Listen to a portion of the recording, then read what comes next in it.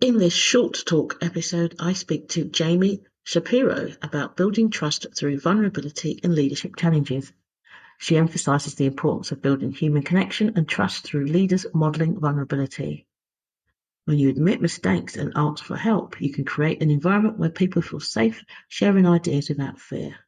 In this conversation, Jamie goes on to explain how leaders must sometimes display different emotions to inspire others, which can deplete their energy.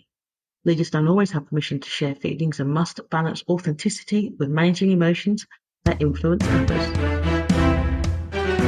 I create clear thinking and decisive leaders who can amplify their influence. Contact me to find out how I can help you or your organisation. And today our guest is Jamie Shapiro. How are you doing?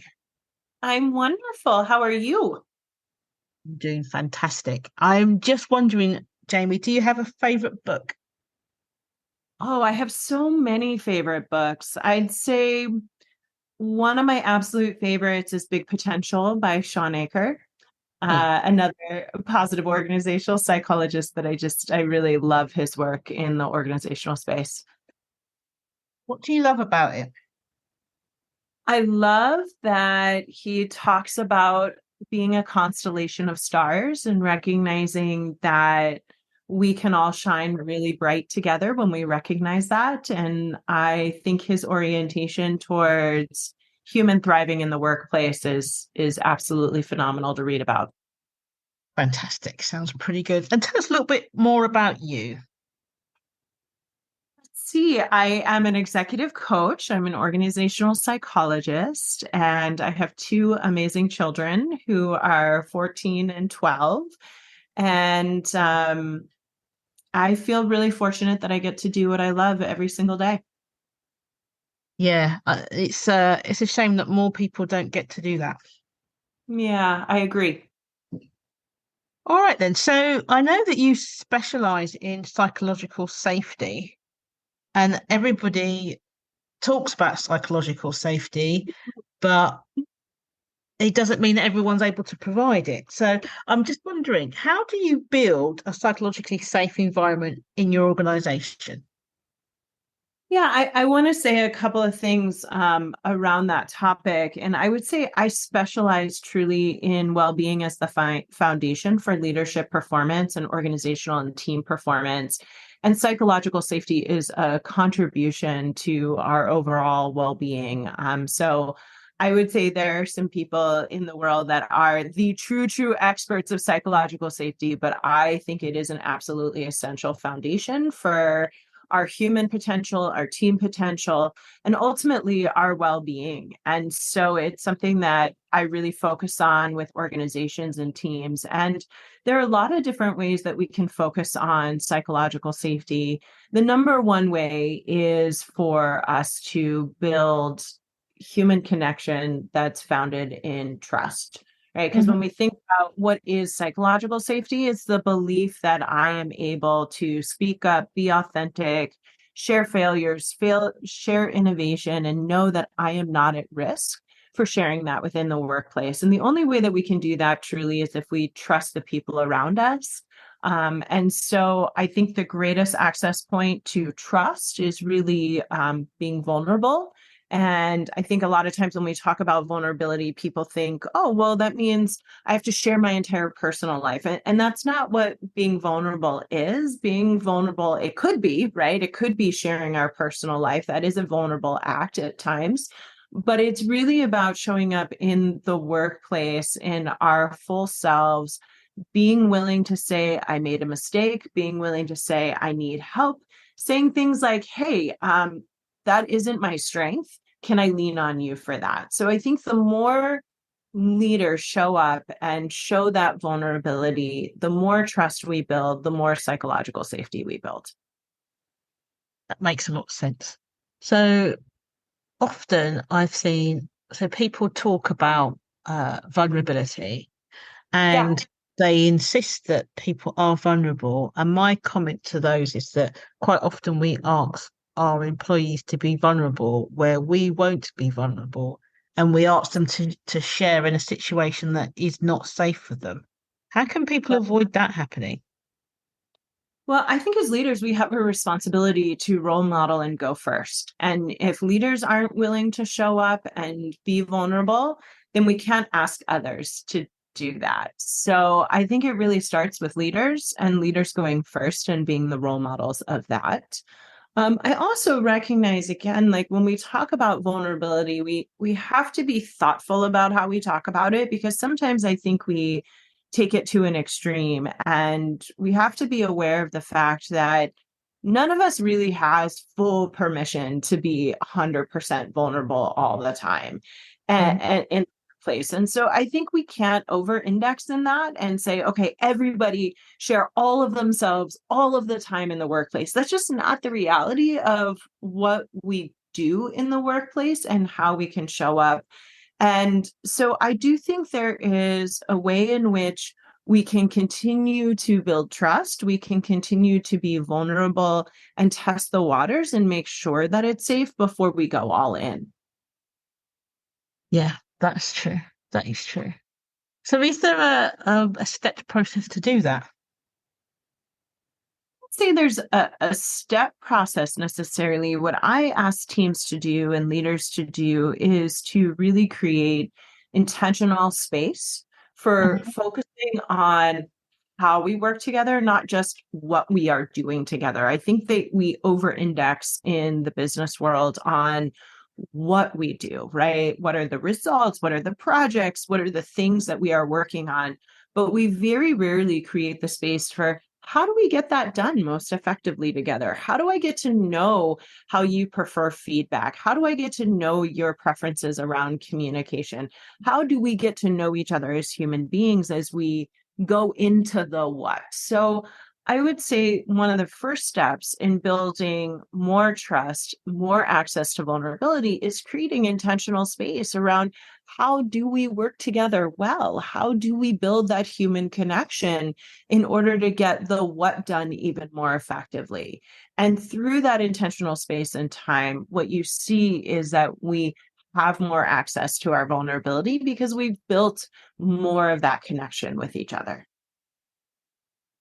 Yeah. And is it easier to do that in certain workplaces? It is easier to do when leaders prioritize it.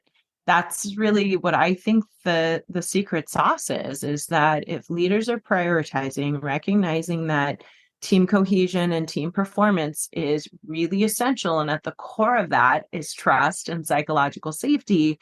If they create the space for it, it doesn't matter what industry, it doesn't matter what organization. If the leader is creating the time and space for that, you're going to be able to access it. Okay. So, is there a need to factor in the idea of emotional labor? And if Yeah. so, how do you do that? Yeah, I want to first just define emotional labor and what that is, because I think that's a term in psychology we really deeply study and understand, but it often doesn't make its way into the business world. And it's not that they're not doing it all the time, it's just that we don't have a label for it. So anytime we are displaying emotions that are different from the way that we feel, that's emotional labor, and that takes energy, it takes resources. So when we think about leadership and we think about the fact that emotions are contagious, we know that we have mirror neurons in our brain, and emotions are contagious between people, meaning we mirror each other's emotions. We adopt, unfortunately, people's stress levels at times. So it's important to recognize that as leaders, particularly, we need to be thoughtful about the emotions we are portraying. And that means that there are times in service of others, organizational goals, the organization itself, that we are going to display emotions that are different from the emotions we have. And in my research, that is one of the number one things leaders share that actually depletes their energy, is having to use that emotional labor on a regular basis and display that. So we do have to be thoughtful about that in the conversation of trust and vulnerability, because leaders don't always have the permission to share how they are deeply feeling in a moment, because they are really trying to inspire people towards a goal moving forward. And they can't say, you know what, I am feeling completely defeated in this moment and I don't even want to do this right now. Right. And that is how we feel sometimes. So I think we just have to be a little more honest about the paradox of leadership. And I think some of the messages that leaders get at times can be incredibly conflicting. Be authentic, be vulnerable. Oh, but your emotions are contagious and you need to help inspire people towards this goal that's really hard. And oh, you can't share that you're feeling defeated and stressed out, because that's going to make other people feel defeated and stressed out.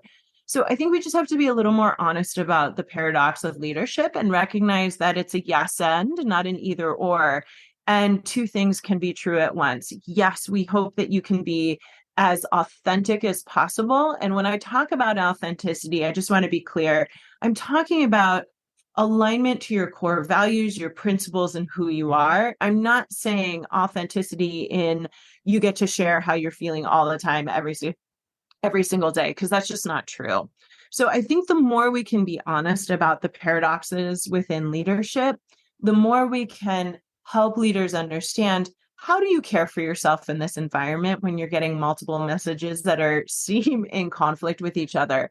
How do you really care for your own resources? I like to talk a lot about the importance of caring for ourselves in order to care for others, making sure we have enough energy in ourselves in order to share the appropriate level of energy with others. And if we can be more honest about these different paradoxes, we can be more honest about the drains that naturally happen in leadership, and therefore more intentional about how we replenish those. Okay, that sounds good. Can an employee create a psychological safe space for them, even if their own organization is toxic? Gosh, that is really, really hard. When you're in a toxic work environment, I don't think toxic work environment and psychological safety go together. I wish I could say something different. I wish I could say, oh yeah, you can just take steps 1, 2, and 3 and you can create safety for yourself. I think when you're in a toxic environment, you need to focus on caring for yourself and protecting your resources. And I don't think you have permission to be truly vulnerable. And I think you are, instead of in a thriving environment, you're in a surviving environment. And it's super unhealthy. And the most important thing in that is caring for your own well-being and making sure that you are taking the time to create the right boundaries for yourself. So I'm sorry, I just don't think those two things go together. Okay. Yeah. Yeah. I was just wondering whether there was a possibility to creating your own bubble, as it were. I would say create boundaries. Mhm. And in positive psychology, we talk about realistic optimism, right? Not delusional optimism. And I think that to believe you're psychologically safe in a toxic environment, to me, would be delusional optimism, and that's not healthy. No, and I think it's an important message for people to understand. Tell me about your book, Be the Leader Who Shines Brightly Without Burning Out. Yeah, Brilliant is really about the connections between well-being and leadership performance. For the longest time, particularly when I got into this space, well-being and leadership were separate conversations, which didn't make sense to me. So the book is really a practical guide to how you integrate the two, making sure that you are building that foundation of well-being and recognizing that it enhances your leadership capacity. My research in my academic life is all around leader vitality. So the energy available to self, the physical, the psychological, the emotional energy available to self. So what my research empirically shows is that when we care for ourselves, when we care for those energy resources, that is when our true leadership performance is at its highest level. So while my research is much more about the empirical side, the book is very much about the practical application of that. And it gives tools to utilize for leaders to really start thinking about that foundation and how they can, in a very full life, a very busy world, care for themselves in order to have that energy reserved to then share with others. It makes sense. Before we close for today, is there anything you want to share with the audience? I think, our conversation has circled a lot around psychological safety and trust, and we've really talked about now the well-being side of things.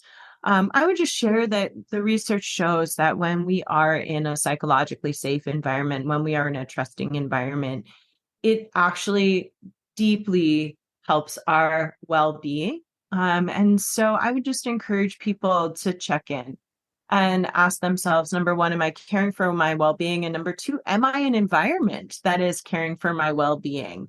And if not, I would encourage people to ask what they can change. What, I always say, control the controllables. So what is within your control, and focus on that. And if you feel like you're not in the right environment, then I always encourage people to look for other environments where they can truly flourish.